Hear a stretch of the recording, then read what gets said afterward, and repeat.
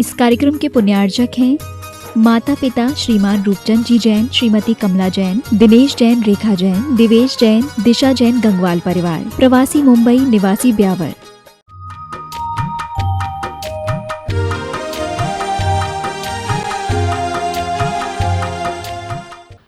भाव विशुद्धि अनुराग के साथ जब हम प्रभु के चरणों में जल, चंदन, अक्षत आदि चढ़ाते हैं, अष्टद्रव्य चढ़ाते हैं, उसका नाम क्या है? पूजा, आराधना। पूजा से अहम का गालन, भ्रम का निवारण, हृदय पवित्र और सोच सकारात्मक होती है। ये हमने बताया कि पूजा क्यों करना चाहिए, किस लिए करना चाहिए। कल बताया था पूजा कैसे करना चाहिए, तो विशुद्धि से भरकर समंत भद्र स्वामी ने जैसे उस मेंढक को याद किया, किस प्रकार से वह एक मुंह में पाकुड़ी लेकर चल रहा है कि मुझे भी जाना है, मुझे भी करना है प्रभु की आराधना। आप लोग आज जैसे सब शिक्षक गण के चेहरे प्रफुल्लित नजर आ रहे हैं, ये पूजा करने का यही तरीका है। पूजा करने से वो कर्म भी हमारे क्षय को प्राप्त होते हैं जो ध्यान के द्वारा भी नहीं हो पाते हैं कई बार। इसलिए भक्ति में बड़ी शक्ति होती है। तन्मय होकर पूजा करें, शुद्धि के साथ पूजा करें, विशुद्धि बढ़ाते हुए पूजा करें। कल समय अल्प था तो एक पॉइंट रह गया था, और वो पॉइंट था कि द्रव्य के साथ पूजा करें। क्या बोला? हाँ, द्रव्य अच्छे से अच्छी चढ़ाएं, बढ़िया से बढ़िया। दिव्य गंधे, दिव्य पुप्पे, दिव्य चुन्ने, ऐसे नहीं कि 2 दाने अपन ने लिए और रट लिए, वो नहीं। जितनी अच्छी द्रव्य चढ़ाएंगे उतने ही भाव आपके और अधिक और अधिक और अधिक लगते हैं। आप देख लीजिए, जब आप आचार्य श्री जी की रोज दिव्य पूजन करते हो और रत्नों को चढ़ाकर पूजन करते हो तो सबका मन लालायित होता है। बच्चे भी दौड़ते हैं कि नहीं नहीं, ये अरे तो हम चढ़ाएंगे, हम चढ़ाएंगे, हम चढ़ाएंगे। इस प्रकार से तो यह हमारी पूजा का द्रव्य भी एक पार्ट है। हाँ, लेकिन भावों की भाव क्या, द्रव्य से सुधिमति गंतु काम है, भाव से अधिकाम है कंतु का, यानी भाव को और अधिक बढ़ाने के लिए द्रव्य का आलम्बन, ये कल रह गया था। और फिर उत्कृष्ट द्रव्य को चढ़ाते हुए अपन पूजा करें। आज बात है पूजा किसकी करें, फिर समाधि तंत्र की कार्य का जो लेना है वो ले लेंगे। पूजा किसकी करें? पूजा वीतरागी की करें। पहले तो मैं आपसे ये पूछना चाहता हूं कि आप पूजा कर क्यों रहे हो, है ना? मैंने वैसे बता तो दिया कल और परसों 2 दिन में। क्यों कर रहे हो पूजा? हाँ, कर्मों की निर्जरा के लिए, है ना, अहम के गालन के लिए, भावों की सकारात्मक सोच के लिए, भावों की पवित्रता के लिए, ये सब भ्रम के, अज्ञान के निवारण के लिए अपन पूजन कर रहे हैं। तो जिनका अज्ञान निवारित हो चुका उनकी पूजन करोगे तभी आपका भ्रम और अज्ञान दूर होगा। जो अभी खुद भ्रम और अज्ञान में जी रहे हैं उनकी पूजा आराधना करने से क्या आपका अज्ञान दूर हो पाएगा? अभी अभी आपने पढ़ा, कल भी मैंने कहा था, राग सहित जग में रुल्यो मिले सरागी देव, अनादिकाल से करते आ रहे हैं, एक काल से ही नहीं, अनादिकाल से उन्हीं रागी द्वेषी और देवी देवताओं की आराधना करते करते हमारा यह संसार चक्र बढ़ता ही चला जा रहा है। कब तक बढ़ाएंगे, कब तक? इसको क्षय करना है तो आचार्य समंत भद्र स्वामी के चरणों में चले जाओ, और वो कहते हैं आप ते क्या सच्चे देव का लक्षण वह बताते हैं कि सच्चे देव कौन हैं कि राग द्वेष मोहाश्चर्य, राग द्वेष और मोह जिनका दूर हो चुका है। नान्यता याप्तता भवेत, न अन्यता आप्तता भवेत, और अन्य में आप्तता है ही नहीं। जो रागी द्वेषी और मोही है वो कभी भी, कुछ लोग आकर कहते हैं, हम कहते हैं कि मान लीजिए भैया उनको क्यों पूछते हैं आप लोग ऐसे, तो वो कहते हैं उनके द्वारा रोग शोक संताप आदि कष्ट आदि दूर हो जाते हैं। सिद्ध कर दो, सिद्ध कर दो। सबसे पहले मैं समर्थन करूंगा आपका, और बोलो मैं समर्थन करूंगा, सारे अस्पताल बंद करवा देंगे हम, और इससे बड़ा उद्धार क्या होगा आपका, बोलो। यदि आपके रोग दूर हो जाए तो सारे अस्पताल फिर सबके ताले लगवा देंगे, आप उनकी आराधना करो खूब, इससे बड़ा और क्या होगा। लेकिन उनकी पूजा आराधना करने वाले से, उसी से पूछा मैंने, क्यों आपको कोई रोग? महाराज हमारे घर में तो सभी रोगी हैं। कोई सोच, महाराज जी 8 साल के अंदर 3 लोग चले गए, 8 साल में उन्हीं के घर में, अभी की घटना है, समझ में आ रहा है। संताप अंदर से, कोई एक दूसरे से बात करना नहीं चाह रहा है, घर में क्लेश है, क्या है ये, हो गया दूर? क्यों कर रहे हैं ये तो देखो आप। वीतरागी देवी देवताओं की आराधना करेंगे तो वीतरागता मिलेगी, और राग द्वेष और मोही के पास में जाएंगे तो राग द्वेष और मोही मिलेगा। सच्चे देव, सच्चे शास्त्र और सच्चे गुरु का जो लक्षण आचार्य समंत भद्र स्वामी ने कहा है, उसको अपने हृदय में हृदयंगम करो, अंधानुकरण मत करो। वो जा रहा है तो मैं भी जा रहा हूं, वो नमोस्तु कर रहा है तो मैं भी करूंगा, ये क्या है? इसमें आप पाप, आपका मिथ्यात्व और पोषण हो रहा है। महाराज जी भी वही बोल रहे हैं रोज, किसकी भी नहीं करना, दर्शन विशुद्धि और विनय संपन्नता चल रही है, बोलो। तो क्या चाहते हैं आप? यदि इस संसार, क्योंकि संसार से के में कष्ट है और मुक्ति में सुख है, ये सीधा सीधा फंडा है। तो जो मुक्त हो चुके हैं उन सिद्धों की आराधना, या उस मार्ग पर जो अरिहंत आचार्य और उपाध्याय और साधु चल रहे हैं उनकी आराधना करना तो सही है। अन्य को यदि आप मान रहे हैं तो ये आपके लिए अपनी आत्मा के साथ धोखा है। अभी आपका सम्यक दर्शन के ऊपर बहुत बड़ा प्रश्न चिन्ह है कि आप सम्यक दृष्टि हैं या नहीं। नहीं आएगा वहाँ तो उत्तर ही, उसका नहीं उत्तर है क्या उत्तर आएगा। इसलिए हमें तत्व ज्ञान के साथ में इन बातों को ध्यान में रखना चाहिए। और जैन धर्म में ही ये तत्व ज्ञान है, आपको बता दें, अन्यत्र नहीं मिलेगा आपको। थोते क्रिया कांडों में उलझकर हम कर्म कांड को भूल गए। क्रिया कांडी मत बनो, कर्म कांड को देखो कि कर्म क्या क्या कह रहा है।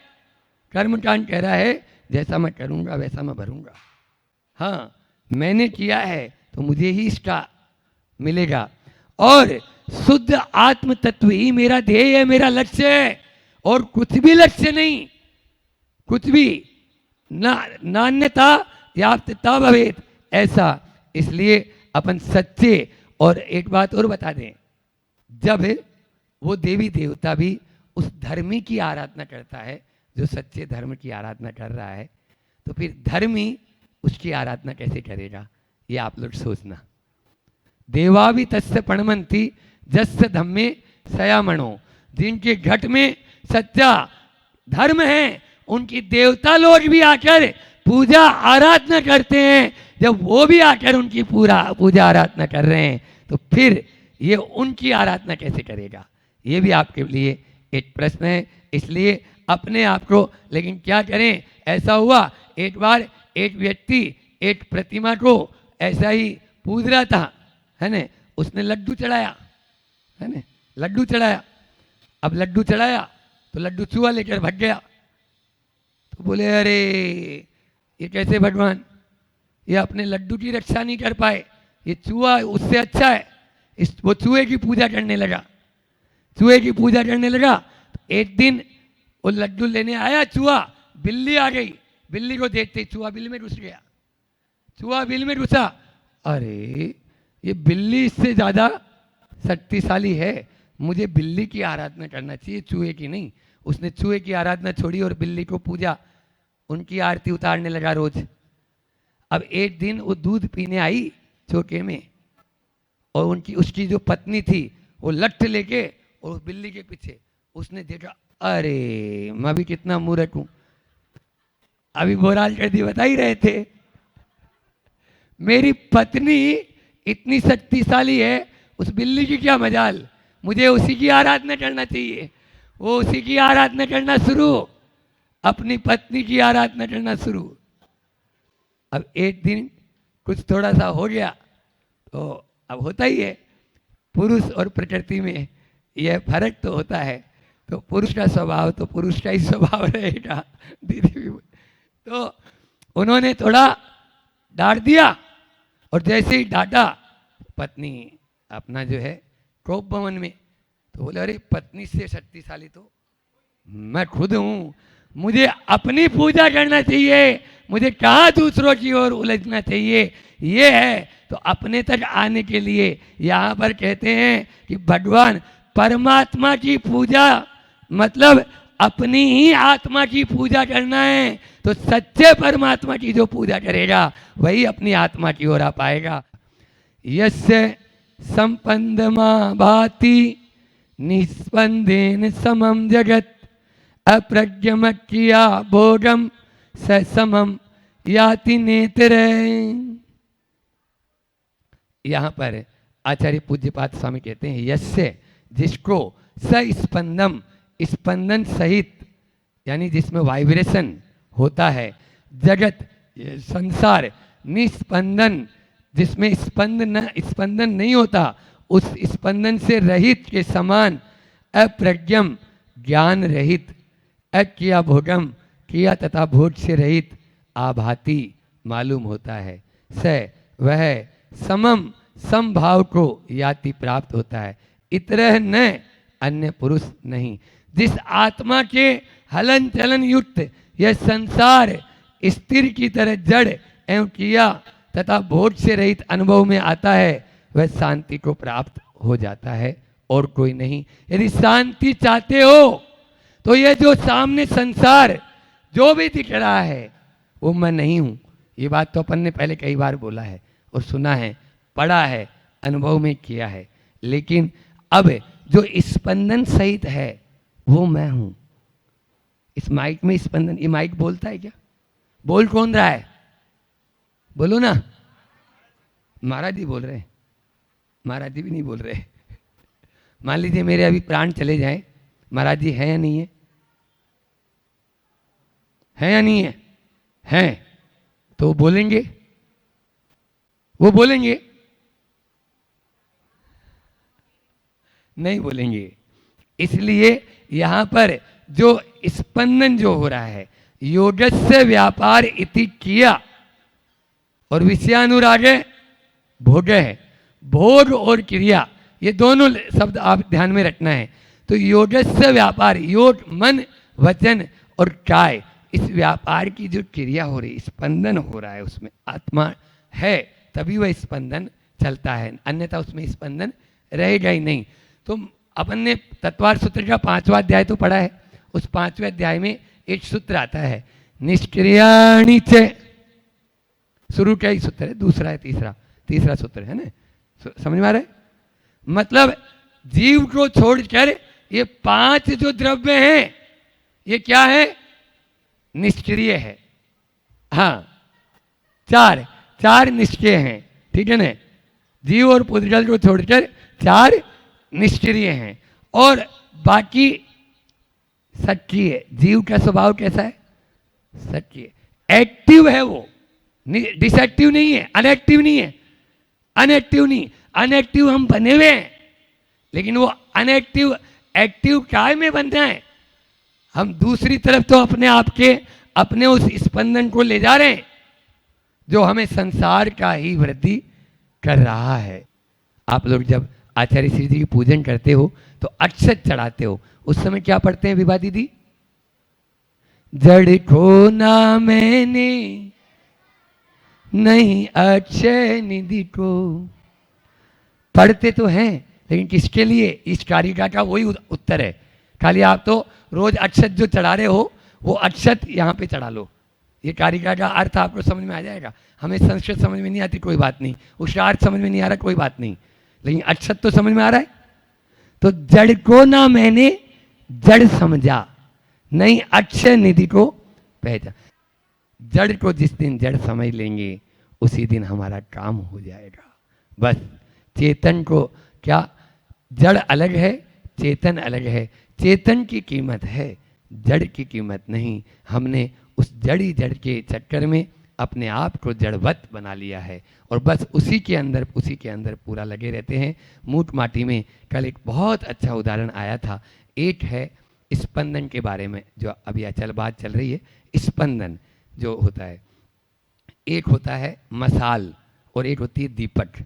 मसाल और दीपक, आचार्य श्री जी ने मसाल और दीपक का उदाहरण देकर कहा कि दीपक छोटा होता है, माटी का है ना। मसाल बड़ी होती है लेकिन मसाल जल्दी से बुझ जाती है।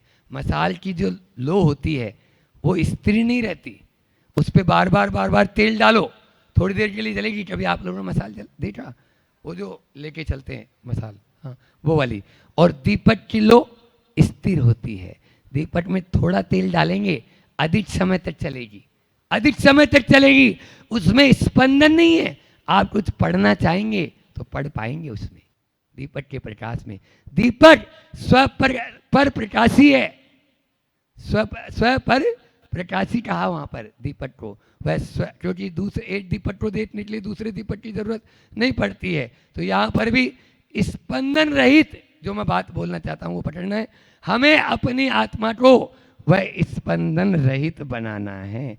जितनी जितनी उसमें स्पंदनता आएगी उतना उतना संसार बढ़ता चला जाएगा, बढ़ता चला जाएगा, बढ़ता चला जाएगा।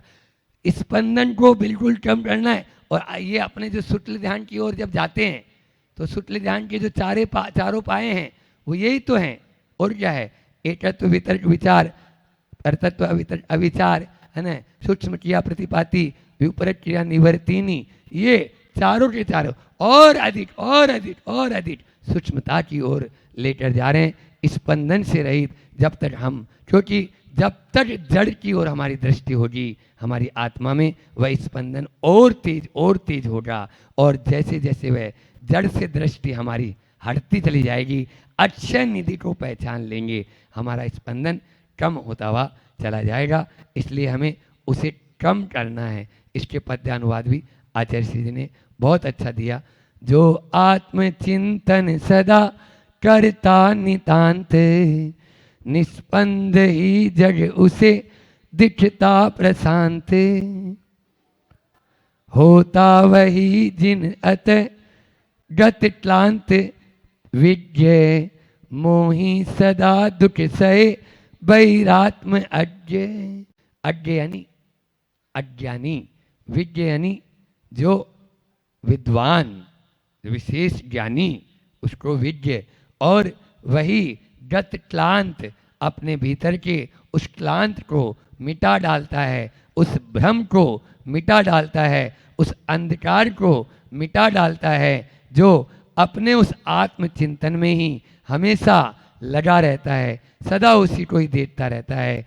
निस्पंद ही जड़ उसे दिखता प्रशांत।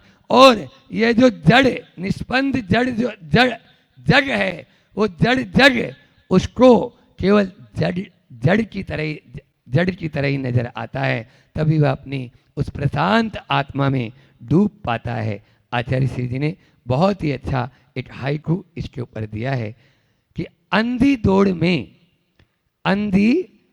में आंख वाले हो, क्यों तो भाग लो सोचो। फिर से बोल रहा हूं, बहुत अच्छा अर्थ है इसका, गहरा अर्थ है। अंधी दौड़ में आंख वाले हो, क्यों तो भाग लो सोचो। अब भाग लो के दो अर्थ हैं। एक तो भाग लो, संसार से भाग लो, और एक संसार में क्यों तो भाग लो, उसमें क्यों पार्टिसिपेट कर रहे हो। ये जो दिख रहा है इस अंधी दौड़ में क्यों पार्टिसिपेट कर रहे हैं। ये जड़ संसार है, कोई तेरा, जिनको अपना माना उनसे ही दुख पाया, फिर भी क्यों राग किया ये समझ नहीं आया। ये राग की आग मिटे। इसलिए चलो चिड़िया हुआ पूरा, यहाँ का आप दाना है, उठाओ अपना पीछे कमंडल और चलो आगे, ये होगा। तो यही होता आया है। कब चलेंगे कोई दिक्कत नहीं, इसको बोल रहे हैं इसलिए। और वो तो छोड़ो, हम ये वाला तो ठीक है, ये तो बाहर ही है। भीतर वाला बोलो, भीतर का यहाँ से अपन कहाँ पहुँचेंगे को पता है? अपन ने अपने आप को पूरा शाश्वत मान रखा है, इसलिए उस ओर ध्यान नहीं जाता। जिस दिन हम अपनी मौत को अपने यहाँ पर लिख के चलेंगे, 1 मिनट लगेगी कि अब वापस घर नहीं जाना, इधर जाना है। समझ में आ रहा है? तो बस किधर जाना है ये अपन को समझना है, तभी हम उस ओर बढ़ पाएंगे। बोलिए अहिंसा परमो धर्म की। आचार्य गुरुवर विद्यासागर जी महामुनिराज की। तो इस महामंत्र नमोकार में क्या है? बोले उच्चाटन मंत्र है ये, जिसके द्वारा किसी का विनाश भी कर सकते हो। किसका विनाश करना है? पाप कर्मों का और मोह आदि कर्मों का विनाश करना है। ये महामंत्र नमोकार वशीकरण मंत्र है, जिन मंत्रों के द्वारा किसी को आप वशीकरण भी कर सकते हो। मोक्ष रूपी लक्ष्मी को आप इससे वशीकरण कर सकते हो। ये महामंत्र नमोकार विद्वेषण मंत्र है, जिसके द्वारा दो मिली हुई चीज़ों को, दो पदार्थों को अलग कर सकते हो। आप आत्मा से जुड़े कर्मों को भी इससे अलग कर सकते हो। महामंत्र नमोकार स्तंभन मंत्र है, ये किसी को भी स्तंभित कर सकता है। इससे मोह को भी आप स्तंभित कर सकते हो। ऐसा वो आकर्षण, उच्चाटन, वशीकरण, विद्वेषण और स्तंभन, इतने सारे गुण लिए हुए वो महामंत्र नमोकार है। सभी लोग बहुत भक्ति के साथ उसकी आराधना करेंगे। हाथ जोड़ लें अपने और रीढ़ को सीधा करते हुए, आंख बंद। नमो अर्हन्ताणं, नमो सिद्धाणं, नमो आयडिन्याणं, नमो वज्रायाणं, नमो लोये सवसाहुणं, नमो अरिहन्ताणं, नमो सिद्धाणं, नमो आयर्याणं, नमो वज्रायाणं, नमो लोये सवसाहुणं, नमो अरुहन्ताणं, नमो सिद्धाणं, नमो आयर्याणं, नमो वज्रायाणं, नमो लोये सवसाहुणं। बोलिए देवादिदेव खजाट मूलनायक श्री पांचनाथ भगवान की। परम उपकारी आचार्य भगवंत विद्यासागर जी महामुनिराज की। संयम धर्म की। चलो परम पूज्य दुर्लभ सागर संदान सागर महामुनिराज की। समस्त आचार्य संघ की। रोग को शत्रु माना जा सकता है, क्योंकि वह तंदुरुस्ती को हर लेता है। बदमाश को भी शत्रु माना जा सकता है, क्योंकि वो संपत्ति को लूट लेता है। कातिल को भी दुश्मन माना जा सकता है, क्योंकि वो प्राण हर लेता है। परंतु बंधुओं, अनियंत्रित इंद्रियां, जिसका कोई नियंत्रण नहीं, ऐसी वो हमारे अंदर की पांचों वो इंद्रियां जो अनियंत्रित इंद्रियां हैं। मदहोश कषाय, ना दिखाई देने वाले कर्म, इन सब में शत्रु के दर्शन करने के लिए हमारा जो मन है वो किसी भी तरह से तैयार नहीं है। कारण क्या है? क्या कारण है आखिर? इंद्रियां सुख अनुभव कराती है, कषाय आधिपत्य का सुख देती रहती है, और जो कर्म है वो श्रद्धागम्य नहीं है। हम मानते ही नहीं है कि कर्म होते हैं, नहीं होते हैं, तो फिर कैसे क्या हो सकता है? इसलिए दुश्मन मानने का प्रश्न ही नहीं उठता है। पूर्व आचार्यों ने इन सभी को भाव शत्रु कहकर संबोधित किया है। इन सब को, ये जो है, जो आत्मा के सद्गुण लूट लेते हैं, जो आत्मा की समाधि बिगाड़ देते हैं, जो आत्मा को दोषों का भाजन बनाकर दुर्गति में धकेल देते हैं, जो आत्मा को दुर्बुद्धि से ग्रस्त कर रखते हैं, वे सब भाव शत्रु हैं। निस्संदेह मान के चलना, ये जो इंद्रिय कषाय कर्म का समावेश जो है, ये दृश्य शत्रुओं का सामना तो किया जा सकता है, लेकिन ये सब अदृश्य शत्रु का सामना करना बहुत कठिन है, बहुत कठिन है। आप लोगों को अगर निश्चित मानना, ये प्रवचन मेरा बहुत पसंदीदा प्रवचन है, आप लोगों को अगर अंतकाल सुधारना है, सबको सुधारना है ना, तो सुनो बहुत ध्यान से। आप लोगों को अगर अंतकाल सुधारना है, दिव्य मरण पाना है, तो क्या करें उस दिव्य मरण पाने के लिए, अंतकाल सुधारने के लिए? आहार की लेशा को अत्यंत फीकी और दुबली करना होगा, अन्यथा मन के उसी में बना रहा तो निश्चित तौर से वहाँ आपकी समाधि, वहाँ आपका मरण बिगड़ेगा ही बिगड़ेगा। बहुत अच्छी बात बोलता हूँ, हमेशा बोलता हूँ, कान से कम सुनाई देता है, आंख से कम दिखाई देता है, हाथ कांपते हैं, पांव लड़खड़ाते हैं, हृदय हमारा बरोबर काम नहीं करता है, दांतों से ठीक से चबाते नहीं बन रहा है। ऐसी शिकायत करने वाले व्यक्ति तुम्हें शायद बहुत मिलेंगे, परंतु ऐसा कोई वृद्ध आज तक मिला है क्या वो ये कह दे कि जीभ पर शक्कर रखता हूं पर मीठी नहीं लगती है, सब्जी में जो मिर्च है वो तेज होने पर तीखी नहीं लगती है, दाल में नमक कम होने पर भी वो फीकी नहीं लगती है। बताइए क्या कहना चाह रहा हूं मैं? ये वास्तविकता बताती है कि शरीर के सभी अंगों और उपांगों पर आयु का असर भले ही होता हो, परंतु जीभ इस असर से सर्वथा अप्रभावित है। क्या हुआ इसका तात्पर्य? यदि कोई इंद्रिय जन्म के साथ ही प्रभावकारी ढंग से काम करने लगती है तो वो है जीभ। यदि कोई इंद्रिय जीवन पर्यंत प्रभावकारी बनी रहती है तो वो है जीभ। जन्म के साथ आंख होती है परंतु बंद रहती है, कान खुले रहते हैं परंतु शब्द का बोध नहीं होता है, पांव होते हैं परंतु हम चलने की उसमें क्षमता नहीं होती, हाथ होते हैं पर आदान प्रदान का व्यवहार नहीं होता है, जिह्वा होती है परंतु बोलने की क्षमता नहीं है उस जिह्वा में, मान के चलना, मन होता है परंतु स्मृति नहीं होती है। परंतु वही जीभ क्या होती है? जीभ के द्वारा स्वाद की अनुभूति एकदम व्यवस्थित होती है। कैसा अद्भुत है! बाल्यावस्था में, युवा अवस्था में, प्रौढ़ अवस्था में, वृद्धावस्था में, चारों अवस्थाओं में यदि कोई इंद्रिय है तो वह है स्वाद इंद्रिय। ये निश्चित माना। फिर कहूं मैं, बाल्यावस्था में, युवा अवस्था में, प्रौढ़ अवस्था में, वृद्ध अवस्था में, चारों अवस्था में यदि कोई इंद्रिय पावरफुल है तो वह हमारी स्वाद इंद्रिय। इसलिए कहा है रसे जिते जितम सर्वम। जिसने इस रसना इंद्रिय को जीत लिया उसने सबको जीत लिया। क्योंकि ध्यान रखना, बिल्कुल निश्चित मान के चलना, बिना चले, बिना बोले, बिना देखे, बिना सुने आप कई दिन निकाल सकते हो, परंतु बिना खाए अधिक दिन निकालना अशक्य प्राय हो जाता है, अशक्य प्राय हो जाता है। बिल्कुल निश्चित मान के चलना। इसलिए आहार त्याग नहीं करना है। मैं आहार त्याग की बात ही नहीं कर रहा हूँ, आहार की लेशा को कम करने की बात कर रहा हूँ।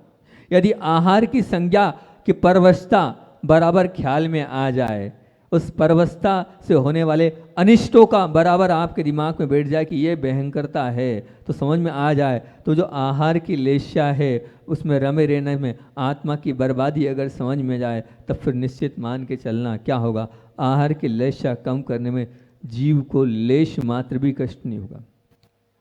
जिस प्रकार शरीर के साथ आत्मा का संबंध अनंत काल से है, उसी प्रकार से शरीर के साथ भोजन का संबंध अनंत काल से है। जब से ये जीव है तब से भोजन का इसके साथ सहयोगी संबंध बना हुआ है। आज थोड़े समय के संबंध को तोड़ने के लिए भारी पुरुषार्थ करना पड़ता है, और आहार के लिए बहुत उदार भावना के साथ आपको ऐसा टूट जाओगे जब संभव होगा। इसके लिए क्या चाहिए, क्या करें? इस आहार के प्रति अपनी लालसा को, गृद्धता को, अपने अंदर की वो भावनाओं को कम करना, सबसे पहले एक और तो भारी पुरुषार्थ, एक और तो भारी पुरुषार्थ, और दूसरी ओर आहार संज्ञा के लिए लाल आंख, दूसरी ओर आहार संज्ञा के लिए लाल आंख चाहिए। मतलब ये कहना चाह रहे हैं पुरुषार्थ हमें तप के मार्ग की ओर ले जाएगा और लाल आंख हमें त्याग को प्रोत्साहन देगी। तप आत्मा को बिना आहार के भी सत्व पैदा करेगा। सुन लो ध्यान से, तप आत्मा को बिना आहार के भी सत्व पैदा करेगा और त्याग पदार्थों के बिना पसंदगी के समभाव पैदा करते चले जाएगा। लेकिन कुछ लोगों की मानसिकता है, वो ये मानते हैं, सबकी है, कुछ लोग क्या बोलूँ 99% लोग यहाँ जो बैठे हैं वो ये मानते हैं, उनकी धारणा क्या बनी, शरीर अच्छा होगा तो धर्म आराधना अच्छी होगी, खुराक अच्छी होगी तो शरीर अच्छा होगा। ऐसी मानसिकता है सब कुछ। आप सब कुछ इस मानसिकता को सब कुछ मत मानना। शरीर अच्छा शरीर अच्छा होगा तो धर्म आराधना अच्छी हो सकेगी, यह केवल अर्ध सत्य है।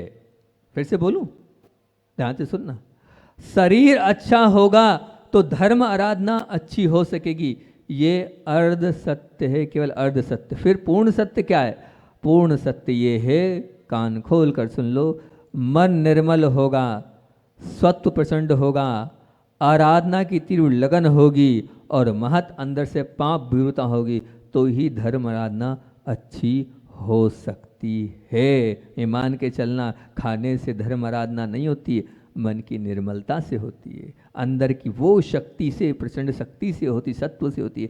आराधना की अंदर से जो तीव्र लगन है उससे होती है। अंदर जो पाप के प्रति भीरुता होगी, तभी आप मान के चलना आप आगे बढ़ पाओगे। क्योंकि ऐसा मत मानना, रुग्ण शरीर में सनत चक्रवर्ती को देखना आप, कैसी प्रचंड धर्म आराधना उसने करी थी, और वो हष्ट पुष्ट शरीर वाला वो ब्रह्मदत्त चक्रवर्ती का आपने उदाहरण सुने ही है, कहाँ गया, किधर गया, वो कैसा उसने पाप किया है इंद्रियों के वशीभूत होकर। इसलिए यदि आराधना के क्षेत्र में सफल बनना है तो संयम को ग्रहण करना होगा और अपने मरण और समाधि मरण को सुधारना, प्राप्त करना है। तो एक बात मैं हमेशा ये सूत्र हमेशा बोलता हूँ, मेरा प्रिय सूत्र है कि मिष्टान में आनंद नीचे की अवस्था दर्शाता है। मिष्ठान में आनंद नीचे की अवस्था दर्शाता है और आनंद में मिष्ठान ऊपर की अवस्था दर्शाता है, और आनंद में मिष्ठान ऊपर की अवस्था दर्शाता है। ये मान के चलना कि आपने चोला और मन मनुष्य का मिला, परंतु विषयान्त कसायाविष्ट हृदय जानवर का ही रहा है। क्योंकि क्यों ऐसा कह रहा हूँ, बिल्कुल सही कह रहा हूँ, आप मनुष्य बाहर से हैं और अंदर से जानवरवत हैं, बिल्कुल जानवरवत हैं। बर्फ़ को पिघलाया, पानी बन गया, पानी को गर्म किया, भाप बन गया, भाप ठंडी हुई, फिर पानी बन गया, ये जमाया, बर्फ़ बन गया, ये सब कुछ चल रहा है। मतलब मूल स्वभाव पकड़े ही रहता है। वो अल्प समय के लिए कुछ परिवर्तन हो भी गया, बर्फ़ हो भी गया, उससे कोई लाभ नहीं है। बना दो आप, फिर क्या, कैसा परिवर्तन करना, बना दो आप दूध को दही, दही को मक्खन, मक्खन को घी। तो ध्यान रखना, वो दही जो है वो दूध नहीं बनने वाला है, वो जो मक्खन है वो दूध नहीं बनने वाला, वो घी है जो मक्खन नहीं बनने वाला। ये परिवर्तन विज्ञान में जो एक परिवर्तन कहलाता है भौतिक, पहला परिवर्तन भौतिक है और दूसरा रासायनिक परिवर्तन है। तुमको मिला हुआ ये शरीर, ये मन तो मनुष्य का है, परंतु तुम्हारे हृदय में उठने वाली जो वृत्तियां हैं वो जानवरों की तरह है। क्यों कह रहे हो महाराज जी, हमको जानवर की भांति बना दिया आपने, कैसी बात कर रहे हो, एकदम जानवर बता। बिल्कुल जानवरों की भांति है, क्योंकि तुम्हारी आत्मा का कोई भी लाभ है भला, थोड़े समय के लिए मानव यानी जो योनि है मिली है, वो बाद में नहीं मिलेगी। आप तुरंत इस योनि के माध्यम से कहाँ जाओगे? कार्य अगर ऐसे है तो आपको त्रिंच गति की ओर भटकना पड़े। संयम धर्म मनाना चाहते हो तो इतना संयमित हो जाओ कि आप कितनी बार मुंह झूठा करोगे, कितनी बार आप क्या करोगे, मुंह झूठा, मतलब आप कितनी बार दांत चलाओगे। दांत चलाना समझते ना आप, दांत चलाना ना क्या, खाना। आप नियम मान लो, कम से कम इतना कि हम 3 बार मुंह चलाएंगे, 4 बार दांतों का प्रयोग करेंगे, 5 बार करेंगे। कितनी बार अपने दांतों का प्रयोग करोगे आप, इतना कर सकते हो क्या? कितनी जितनी बार में उसकी वो कोई बाधा नहीं है। मना नहीं कर रहा हूँ मैं कि आप 2 बार करो, 1 बार करो, पर एक स्थिर कर लो, कम से कम 10 बार, कम से कम 8 बार, कम से कम 7 बार, जितनी उसके बाद नहीं। अगर ये आपके जीवन में आ गया, इतना तो संयम आ ही जाएगा कि हाँ, इन दांतों का प्रयोग हमें इतनी बार ही करना है, इससे ज़्यादा बार नहीं करना है। तो एक अपने आप में जीवन में एक बहुत बड़ा आपके जीवन में परिवर्तन आ जाएगा। तो यही जैसे कल आपने उत्साह दिखाया, वैसे आज आपको उत्साह दिखाना है और आज आपको बिल्कुल करते जाना है जो आपकी मानसिकता हो। 2 बार, 2 बार बहुत अच्छा, बहुत बढ़िया, उधर 2 बार बोल दिया उन्होंने, बहुत अच्छी बात है, आशीर्वाद। 3 बार बहुत अच्छा, आशीर्वाद है हमारा। 1 बार बहुत बढ़िया। ये है, मुझे लगता है जब कोई आता है और कहता है कि परिवर्तन होता है, तो मुझे बड़ा उत्साह होता है कि हाँ, कुछ परिवर्तन हो रहा है, कुछ सुधार हो रहा है अपने जीवन में। ऐसा आप सुधार करते चलें तो यहाँ पर आए हो, यहाँ से कुछ लेके जाओगे। आप लोग आलू खाते हैं, उस आलू की विवक्षा में कर रहा हूँ। जो लोग खाते हैं, नहीं खाते बहुत अच्छी बात है, लेकिन जो लोग खाते हैं उन लोगों को बता रहा हूँ कि आलू क्या है, उसकी वास्तविकता समझना। वो आपके बीच में आलू की वास्तविकता मैं आपके बीच में रख रहा हूँ। जिसको इस पन्ने को लेना है फोटो भी खींच सकता बाद में आके। ये आलू की वास्तविकता आपके सामने रख रहा हूँ। सुई की नोक, काय की नोक? सुई की नोक। उस सुई की नोक में एक स्कंद होता है और उस एक स्कंद में असंख्यात लोक प्रमाण अंडर होते हैं। क्या होते हैं? अंडर। असंख्यात मतलब क्या? अनकाउंटेबल, जिनकी कोई गिनती नहीं है, अनकाउंटेबल वो है अंडर होते हैं। फिर उस एक अंडर, अभी सुई की नोक ही चल रही है, उस सुई की नोक में क्या हो गया? असंख्यात लोक प्रमाण अंडर। फिर एक अंडर में असंख्यात लोक प्रमाण आवास, उस किसमें? एक अंडर में। और फिर उस एक आवास में असंख्यात लोक प्रमाण पुलवी। फिर उस एक पुलवी में असंख्यात लोक प्रमाण निगोद शरीर। फिर उस एक निगोद शरीर में अनंतानंत निगोदिया जीव।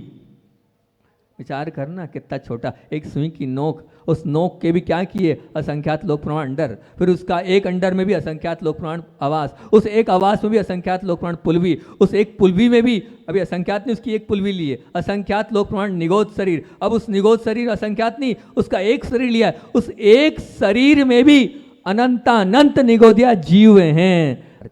कितने जीवों का हिंसा का दोष आपको लग रहा है, विचार करना। अगर आप खाते हैं तो आपको जो लगता है, मैं नहीं कहूँगा त्याग करो, लेकिन अगर खाते हैं तो ये मान के खाना, मैं बहुत सारे जीवों को खा रहा हूँ, अनंत अनंत जीव खा रहा हूँ। इतना मना नहीं कर रहा हूँ खाने के लिए, सबको छूट, सबको छूट, पर ये मान के खाना कि मैं अनंतानंत जीवों को खा रहा हूँ, मैं अनंतानंत जीवों को अंदर कर रहा हूँ, मेरे पेट में अनंतानंत जीव जा रहे हैं। इस विचार से आप करना, मना नहीं कर रहा हूँ। अपने आप आपका मन गवाह नहीं देगा कि मैं क्या अनंतानंत जीवों को मार रहा हूँ। बिल्कुल ये बात ध्यान रखना। आज बात थी काय की? संयम की। तो आप लोगों ने बहुत अच्छे से कहा कि संयम, जितना आप संयम पाल सकते हैं बहुत अच्छी बात है। अंतिम आचार्य श्री जी की बात को रखकर अपनी बात को मैं विराम करता हूँ, क्योंकि देखो जी, बात ध्यान रखना, ये जितनी माताएं बैठी है, और माताओं के लिए बोल रहा हूँ, आचार्य भगवंत को सब कहते हैं वो अच्छे, वो अच्छे, वो अच्छे। अरे नहीं, वो अच्छे नहीं हैं, वो बिल्कुल भी अच्छे नहीं हैं। क्यों महाराज जी? वो नहीं, उनको देने वाली वो जो माँ है वो बहुत अच्छी थी, वो बहुत अच्छी थी। वो बचपन में, ऐसा बताया महावीर जी ने, बड़े भाता ने, कि बचपन से ऐसे संस्कार थे, आलू प्याज लहसुन शकरकंद कभी नहीं खाया। इसी चक्कर में ये त्याग था, होटल पर नहीं जाते थे, होटल पे बचपन से कभी नहीं, होटल कभी देखी नहीं। माँ कहती थी कि ये खाने से क्या होता है, बाजार में मिलने वाली जो वस्तु है वो शुद्ध नहीं होती है, और न बनाने वाले शुद्ध होते हैं। और जब बनाने वाले शुद्ध नहीं होते हैं तो हमारा शरीर और मन अशुद्ध और खराब होगा। हमें बाजार की चीज़ को नहीं खाना। उन्होंने कभी बाजार की वस्तु कभी नहीं खाई। ये माँ, आप सुनेंगे तो बड़ा आश्चर्य होगा, अभी तो ऐसा कोई भी नहीं मिलेगा जिसने बाजार को चखा नहीं, पर आचार्य श्री जी ने कभी बाजार की वस्तु कभी नहीं खाई। और यहाँ तक कि रात में पानी नहीं पिला, बिल्कुल पानी मत लो, पहले ले लो। पानी तक अपने बच्चों को नहीं पिलाया। माँ ने ऐसे संस्कार दिए। ध्यान रखना, जो रसना इंद्री को नहीं जीत पाया वो कामेंद्री को भी विजय प्राप्त नहीं कर पाएगा। अपने रसना इंद्री को जीतने का प्रयास करो, तभी आप महान बन सकते हो। आप सही महान बनो, इसी भावना से आचार्य विद्यासागर जी महामुनि राज की।